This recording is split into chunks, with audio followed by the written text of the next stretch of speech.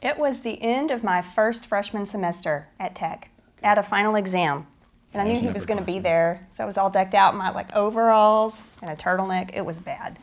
Anyway. So I finally decided, you know, it was Christmas, we were done, the semester's over, I'll never see her again. Right. I'm going to chase her down the hall. And so I did.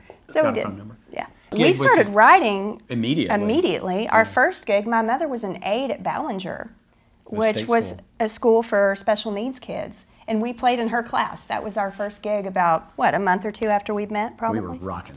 Oh, yeah. I'll tell you what. Yeah, we started that. We actually played in a group that was called Rapunzel that actually performed in the public schools. And it was a huge part of our early marriage. And it was actually kind of an odd thing. It was a drug prevention program that worked in public schools. And we worked with kids and had 1-800 hotlines and performed rock concerts in schools.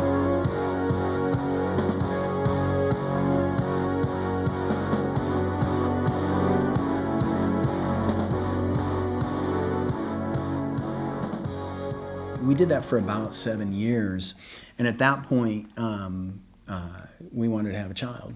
You know, that's not real conducive to raising a child, and I think if you're going to have one, you probably should raise it.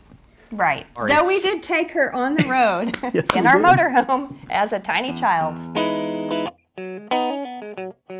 We had done a few gigs with just various people once we'd gotten some songs together, and we had friends around, you know, who knew people and knew each other, so we had thrown together a couple of gigs. But we really had some songs we felt really strongly about, so we wanted a band. Our bass player was a guy named Shane Shepard from Tech. He actually had the same degree I did. He was a music composition guy too. And then we met Brian Tate, who also had been in the music department at Tech and was a percussion guy and a music education major. They knew the guy who became our singer. That was Steven Stroop, and he was a vocal major at Tech. Sonically, we were really adventurous. We would do stuff with real crazy effects and go way outside. It was a pretty gifted band.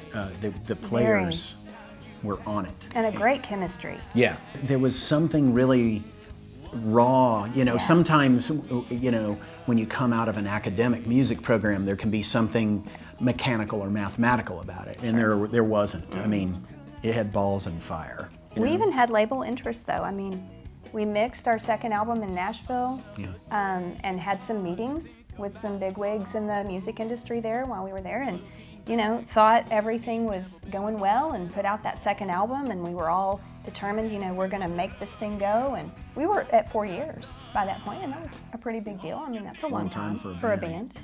And 3 months later, it just kind of all broke apart. It just blew apart like bands do. That was how it is. Amy and I started a new band. You know, we were playing around town in a group called Strawberry Crush. And so I met one night while we were playing there, Tanya Hagee, who's the marketing director for the Louise Hopkins Underwood Center for the Arts.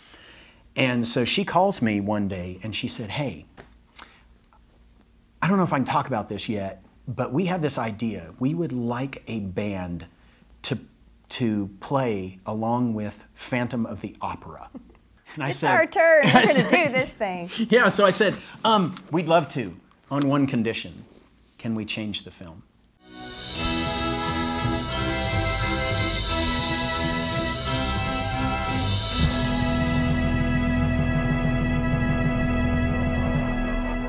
Tonight, I'm recording the love theme between Maria and Freder, the two main characters in Metropolis, the 1927 silent film that Amy and I are writing the new soundtrack for.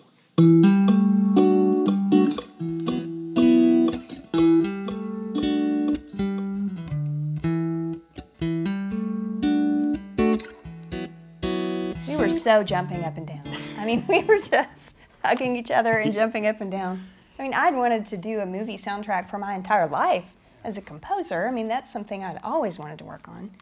And Metropolis was a big old beast to take hold of and wrangle. That is a long film. There's so much going on in it. You have to kind of add something to it to bring a modern audience to that, at least someone who's not already a film buff. Right. And so we wanted to make sure that what we did enhanced the film, but did no harm, that it was still true to the meanings and the themes within the film. Wow, it was a beast. Fun. I would love to do another one. Anytime, bring it on.